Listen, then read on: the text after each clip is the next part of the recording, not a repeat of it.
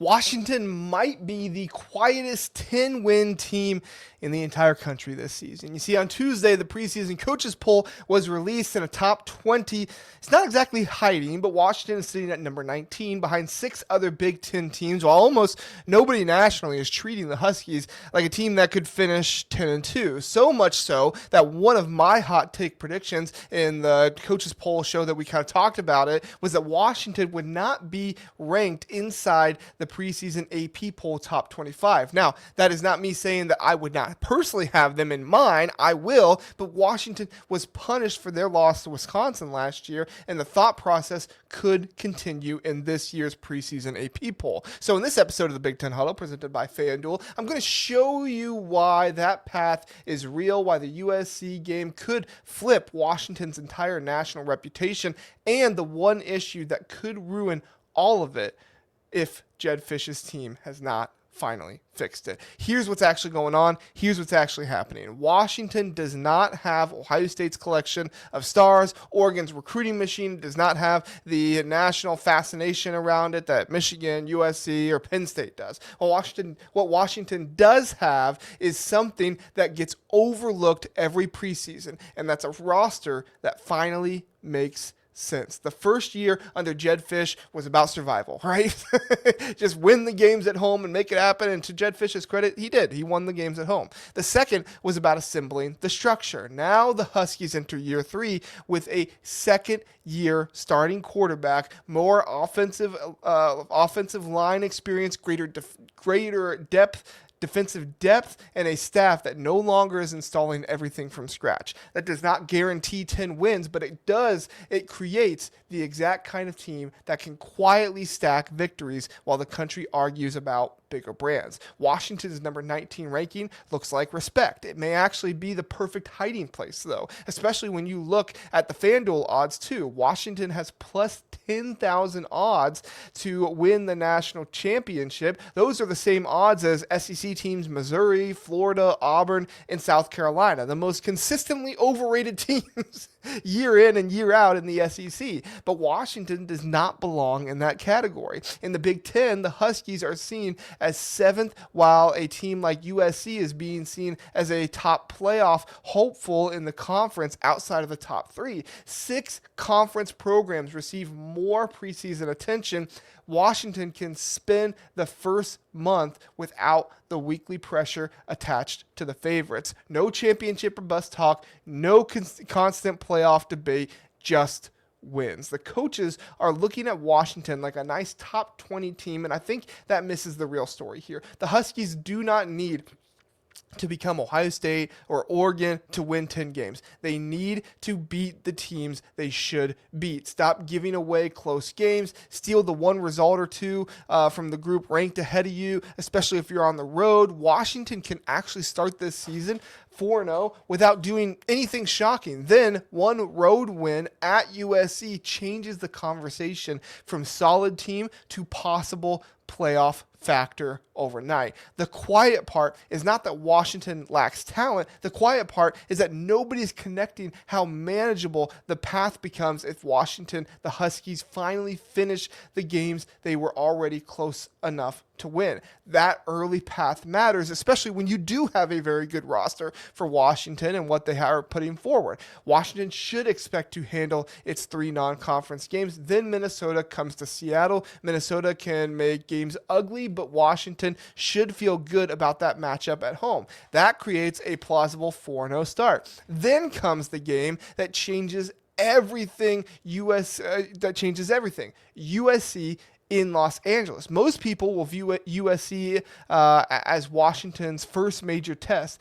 I view it as the national permission slip, right? If Washington wins, the Huskies become an undefeated Big Ten contender with a road victory over a major brand. And the matchup is not impossible. USC plays Oregon the week before, which could be one of the most physically and emotionally important games on its schedule. Washington could arrive with confidence, continuity, and a defense in its second season under Ryan Walters. Both teams have dangerous quarterbacks, talented young players, and high high expectations. The deciding question may be simpler. Which team handles the moment better and which staff adjusts in the game faster? Washington does not need to dominate USC. It needs to leave Los Angeles with one more point than them, and then if things go right, you could be having a 5-0 season, and that completely changes the math.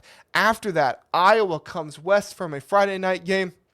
Purdue is another Friday night or a Friday game. Washington should expect to win. Nebraska is on the road, is dangerous. You got to watch out for that one. Penn State at home is physical, but you get that one at home. Indiana and Oregon are major tests for the Huskies, but a 5-0 Washington team would not need to sweep every difficult opponent. It would have room to absorb 2 losses, still reach 10 wins, and when that happens, possibly make the playoffs. That's why this USC game is so important. Not Oregon, not Indiana, but USC. Yes, those games are important too, but this one in particular because of the timing. Listen, here is the part that matters most. Washington's 10-win path is not built on beating every giant. It's built on avoiding the stupid losses. That has been some issue lately, sure, but the Huskies have stayed competitive when things went wrong. The frustration is that injuries, red zone mistakes, and missed opportunities have turned winnable games into explanations, I guess you could say.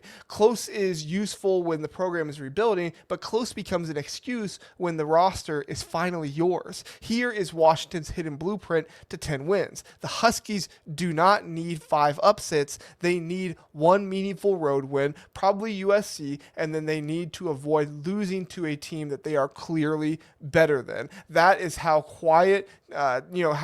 how quietly 10-win seasons can happen. But the non-conference teams protect home field against Minnesota, split the biggest games, survive Iowa, handle Purdue, do not unravel at Nebraska. The entire season is less about producing one miracle and more about eliminating one collapse. Washington's ceiling will be decided by whether it can turn narrow losses into routine wins. The roster gives Washington a better chance to do that. Start with the defensive line. The Huskies believe they have roughly 6, edge players that they can trust as of right now, them entering into spring camp and for meaningful snaps. Ryan Walters can use players situationally instead of asking 1 or 2 defenders to survive every down. On 3rd and long, Washington can unleash its best pass rushers against physical rushing teams. It can rotate bodies and stay fresh on the road. That depth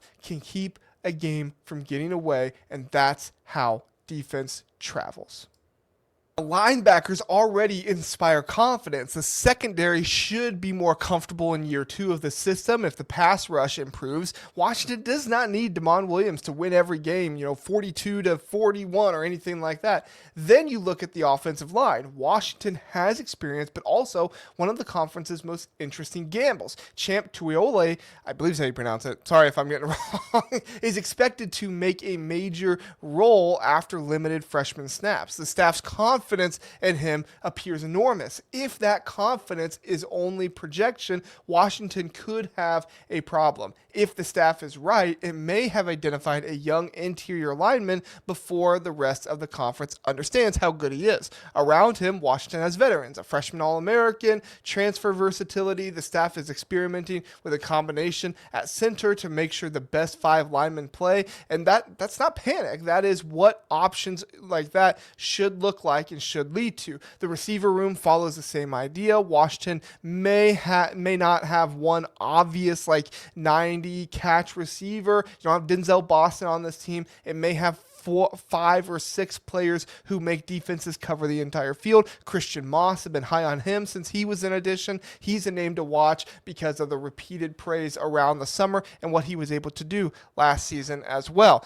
But he still has to prove it at this level. Then Jordan Clay, Rasheed Williams, Chris Lawson, Desmond Roebuck, Trez Davis do not all need to become stars. They need to give Damon Williams enough answers that defenses cannot erase the offense by taking away one target. Then there are the hidden margins of all this. Washington believes it has high-level talent at punter and efficient kicker. Special teams could be much better here. Those are not glamorous preseason topics, but the 10-win teams steal games with field positioning, reliable kicks, and fewer self-inflicted mistakes. A team jumping from good to 10 wins does not always need superstars. Sometimes it needs to stop donating 7 points to the other team. Washington winning only 8 games this season would be a disappointment, I believe. That sounds harsh, but year 3 changes the standard. The quarterback is back. The roster has more depth. The offensive line is more experienced.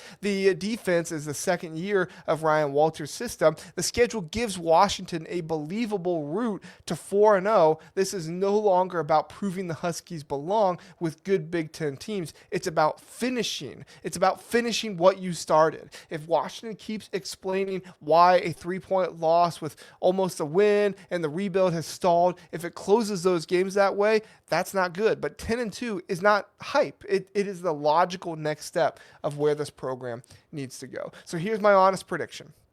Washington will not look dominant every single Saturday. That's not what I'm calling for. There will be ugly quarters. There will be moments when the young receivers disappear or the offensive line looks less settled than expected. But there will also be moments when Damon Williams is just Damon Williams and he looks like the star that he is. But this team is built on remaining in games. And when a team has a second-year quarterback, a creative offensive coach, better defensive depth, reliable specialists, and a schedule that allows momentum to build, it does not need to announce itself in August. It can announce itself in October at 6-0 or 5-1, and that is why Washington may be the quietest 10-win team in the country right now if they get there. Not because nobody knows the Huskies are good, but because almost nobody is preparing for how quickly good could become playoff conversation. If Washington beats USC and finally learns how to finish, that's going to be huge for this team and huge for this program.